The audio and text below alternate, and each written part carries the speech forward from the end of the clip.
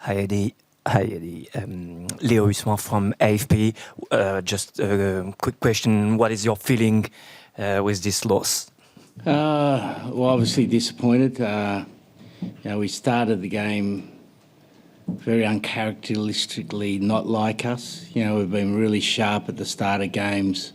We've played with a fair bit of pace and precision, and today we were sloppy. Whether that was the physicality of Fiji.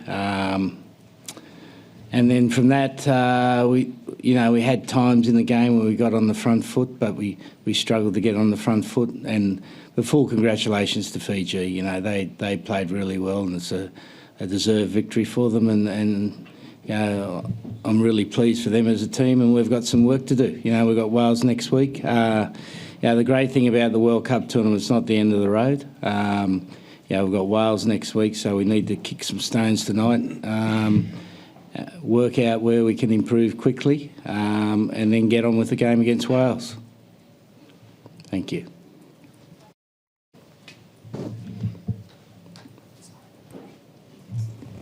Hi Eddie, Barnaby Chesterman from AFP. Coming into this game, Fiji had said that this was a do-or-die match for them. Is that going to be the case for you against Wales next week? Probably so, mate, yeah. If you do the figures, I think it will be. So, I've got no doubt we'll get a response. I was really pleased with the character our young team showed. When Fiji's on the front foot in a fairly hostile environment, it would have been easy for our team to go away, but they didn't.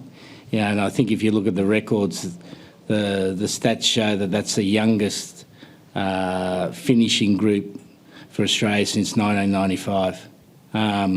So amongst the gloom, there's some really promising thing there, particularly from the younger players. But, I don't know whether that answers your question. Eddie, you've spoken a lot about wanting people to believe in the Wallabies again. And there'll be a lot of people who will be very disappointed, Wallaby fans who have come in and seen that game. What's your message to them after that loss? Well, get ready for Wales. I don't coach the fans, mate. I appreciate all their support. We're doing our absolute best, and I apologise. It's my fault. I take full responsibility for it. Eddie, 18 penalties. Was that a result of the physicality battle that Fiji perhaps won? And how much of significance was the loss of Tupou and Skelton not being able to get that physical injection? Well, let's start off. We can't blame the loss on Tupou or Skelton's not being there. We've got to be good enough to be able to cope with that. And the penalties, when you're not on the front foot, it's quite easy to give away penalties. So I'm not worried about our discipline. I'm worried about not getting on the front foot.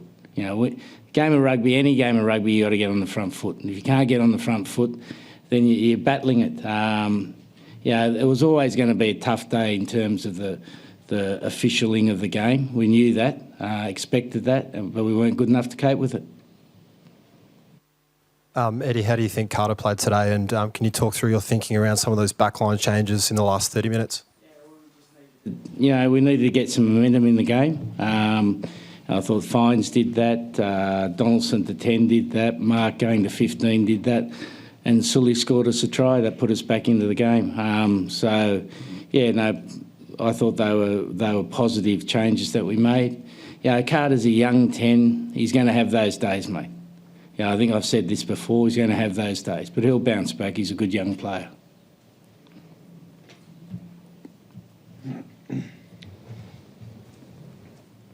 You're the boss here, are you? I am the boss. That's good.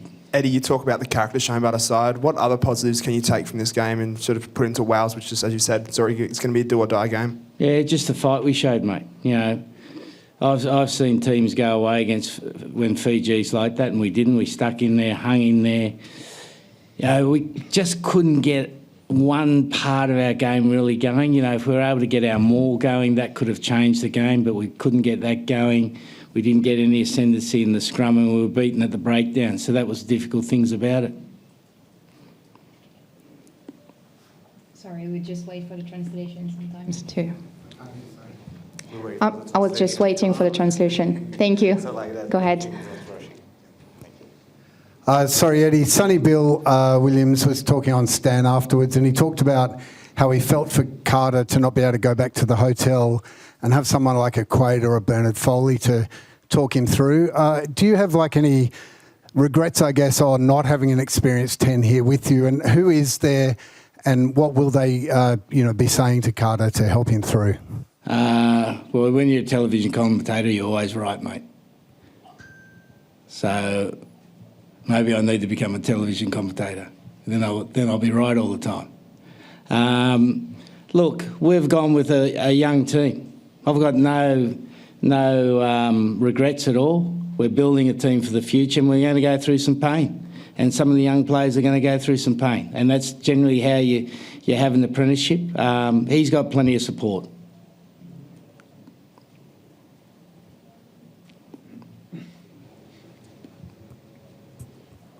Eddie, we saw Will Skelton arrive in a moon boot. I mean, how serious is his injury? Is he any chance of playing against Wales, and the same for Tupou? Neither of those will be available for Wales. Do you see them taking part in the tournament beyond that? Yes.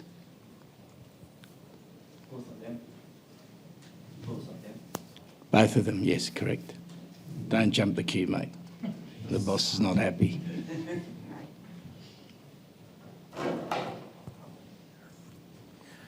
Dave, what was it like out there? Because it just seemed you couldn't get any foothold in the game, and any time you started to build a little bit of momentum, Fiji just turned you over. Yeah, well, I think you've nailed it. Exactly that. Put them under pressure and let them off.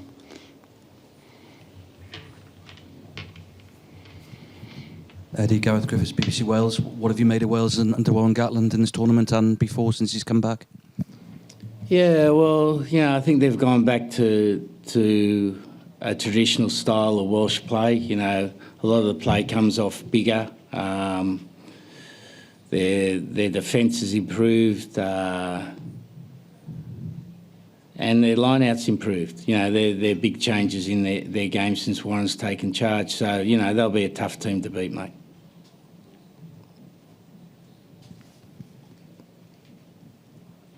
Eddie, did you see this performance coming at all? Was there anything in the week that led you to think this might happen?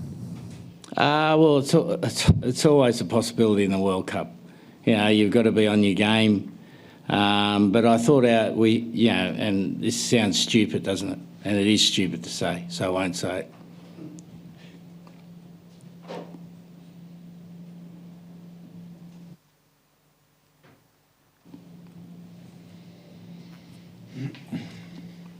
Dave, what do you say to the boys? Like, how do you regroup? I mean, it's Wales is only a week away, or less than a week anyway. But yeah, what have you got to say, and how are you going to bounce back? Just get ready for Wales. We've got to do every game. For me, to be honest, everyone's talking about we've got an upcoming do or die game. It's a World Cup game, so every game's do or die in my eyes and in the players' eyes. So we didn't get it right tonight, and we'll get it right next week.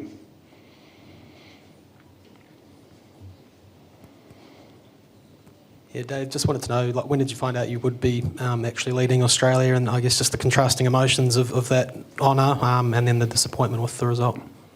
Gave Will every chance to be right for the game, and we got a quality leadership group that we were chatting throughout the week, and we prepare for this. We've done the work in preparing for these types of situations to come, and obviously it's an honour for me to lead, and we would have liked to have a win, but back to the drawing board, and we've got to get some things right, and we're excited for the challenge next week against Wales.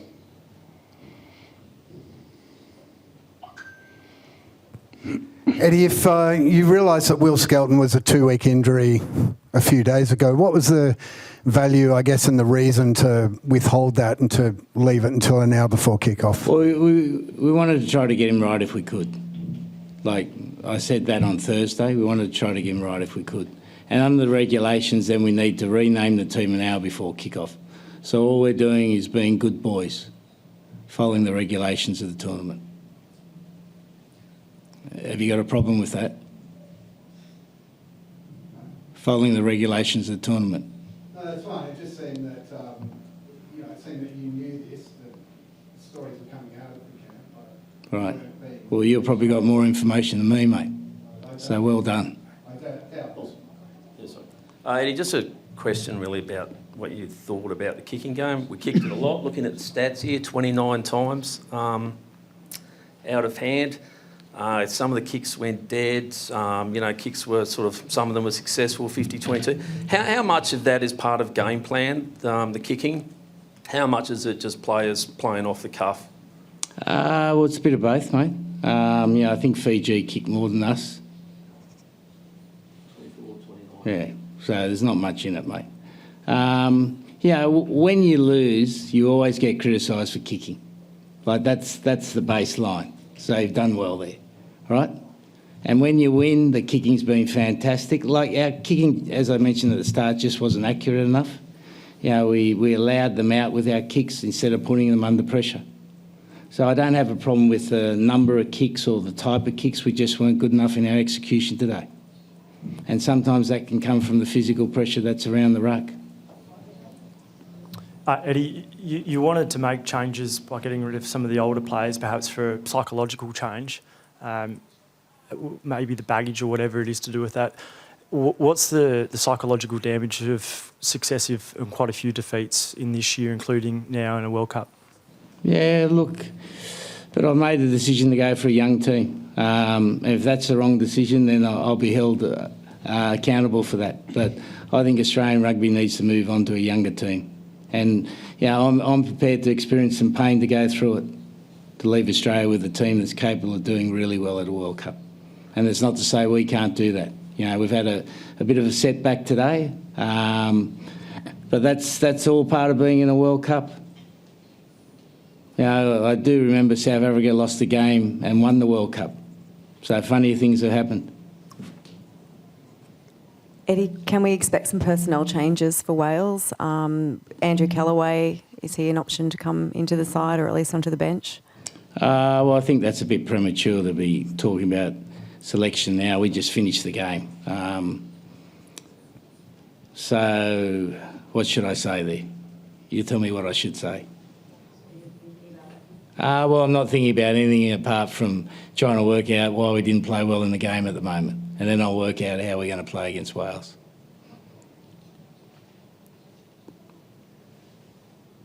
Last question, please. Oh, no, they can keep going. Let them keep going. It's good. Yeah? Yeah. With that missed penalty from Fiji right at the death, how important do you think that losing bonus point could be coming into a potential for 3 teams to all end up on the same? Well, it could be massively important, mate. So, as disappointing as our performance was today, to get a point out of that is a bit of a bonus, and that's probably why they're called bonus points.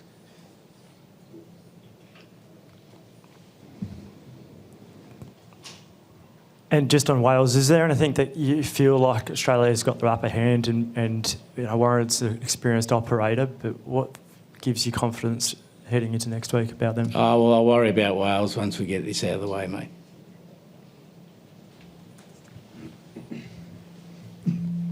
Eddie, how is Tate McDermott going through the week? Do you think he will be right for Wales? Yeah, no, should be right, mate.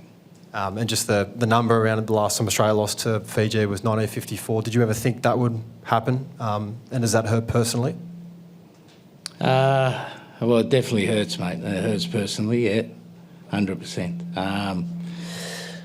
And as I said, I'm 100% responsible for it. I've gone down the line of picking a young team, and I want this young team to be a good team. At the moment, we had a bad day today, which can happen. And we've got to be better next week, so that's my responsibility. Eddie, just on Fiji's performances the last few weeks, do you think they're making a case for perhaps coming into that Australia-New Zealand space within the Pacific nations, Dan? Well, I'm not an administrator, mate, but all I can say is that they've got a quality team, they're well coached, and, they're a team at the end of their cycle. They've got a very experienced team, guys probably close to their peak. And we're at the beginning of our cycle. But I thought they played really well. And the good thing for Fiji now, the development of the Drua in bringing those young players through, like the hooker who comes on in the second half. You know, he's a quality player, and he's become a quality player through training full time with the Drua, and also playing with the Drua at a high level. And I think that's the real benefit for Fiji rugby. And if they can keep growing that system, there's no reason why they can't be in the Rugby Championship, mate.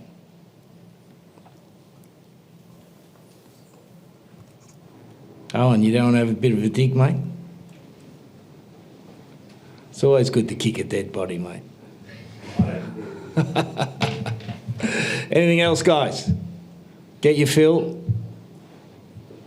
Yeah, you comfortable with Yeah, another that's all question? right. Yeah, sure. You're the boss, though. Yes, I am.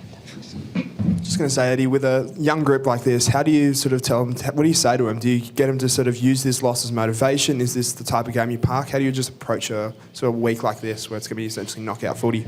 Well, it's like any game. You know, you try to learn from the game. You try to work out what you got to do next week.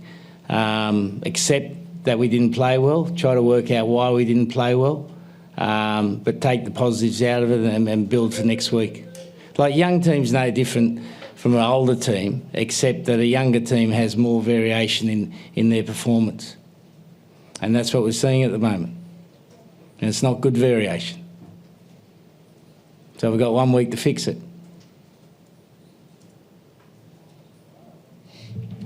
Okay. Last one. Last question. Thank you. He's lucky last. Started and wants to start and finish. Yeah, Eddie, we heard the crowd shout you. Did it hurt you or not? Look, I'm a bit used to it, mate. And after that, I probably deserve more, mate. You know, they should be throwing what will they throw here? Baguettes, croissants at me. It's not good enough, so I deserve whatever I get, mate. Thank you very much. Thank you.